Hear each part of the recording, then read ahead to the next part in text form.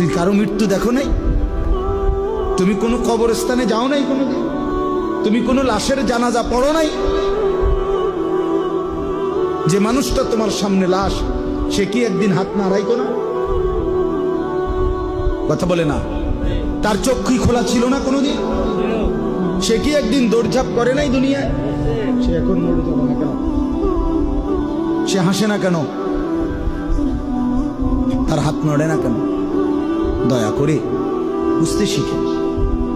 আল্লাহ তাআলা বলছে, বল তানজুর নাফসুম মা কদ্দামাত লিগাদ।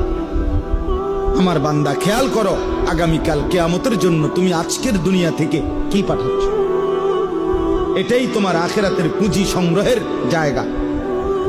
দুনিয়া, এখান থেকেই আখিরাতের জন্য পাঠাইতে হবে। মা কদ্দামাত, হিসাব করো আখিরাতের জন্য কি পাঠাইছো।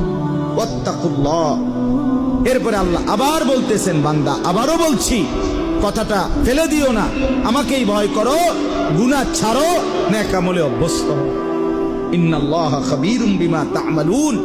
এরপরে আল্লাহ বলেন, শোনো বান্দা ঈমানদার, তোমাকে বলছি আমি কিন্তু তোমরা যা করছো তার পূর্ণ খবর রাখছি।